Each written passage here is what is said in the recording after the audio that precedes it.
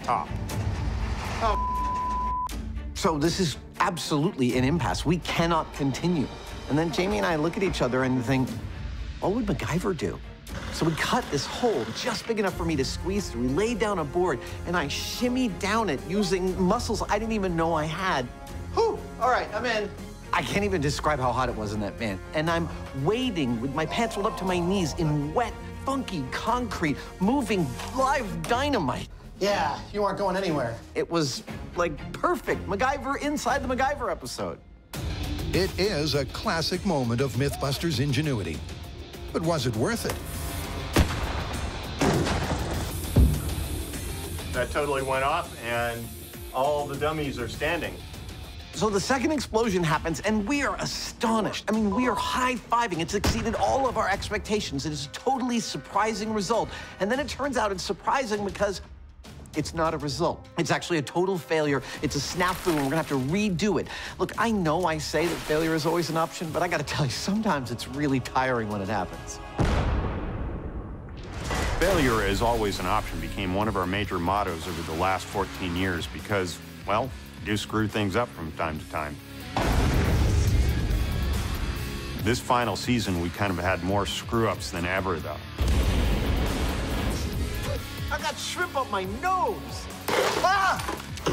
Whoa! That hit a lot of things. Go!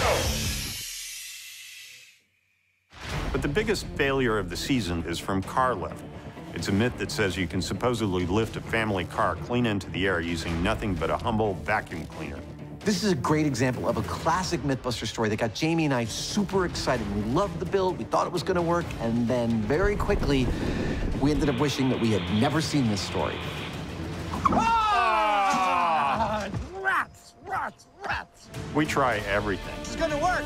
It's gonna work. But whatever we did, we couldn't get the car off the ground. Yes! Ah! What? That's a result. I mean, myth busted, right?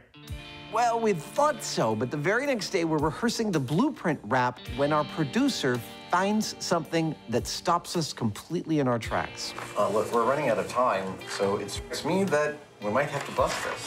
The math says it should work. Yeah, I know. It's just this computer. That might Hey guys, actually... before we call this, take a look at this. What is it?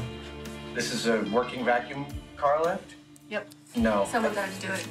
So our producer found this really obscure video from the 1960s of someone actually succeeding at this, which unfortunately for us means failure is not an option. We have to keep going. Yep, it was suddenly action stations on Plan B, where the guys actually build something way more simple than Plan A. Let's do this! But we won't yet reveal if simple is effective. Now, I realize there are a lot of people who like watching Mythbusters and shouting at the TV as Adam and I make mistakes. Whoops. And what can I say? Those people are going to be doing that in Car Lift and quite a few other episodes, too. With so much failure, it's no surprise that at times this season, You're boring the off me. the tension has been telling. Ow, it hurts. Okay, slow down a little bit on that. All right, don't be that. We love making this show, and when you love doing something, you want to do it really to the best of your ability, and that means that it's often quite difficult. So it shouldn't be any surprise that at times the stress level on our set is very high. All we have to do is take off one of these and run it to our AC line. You still have to run a separate line to each one of these 5 for the second leg.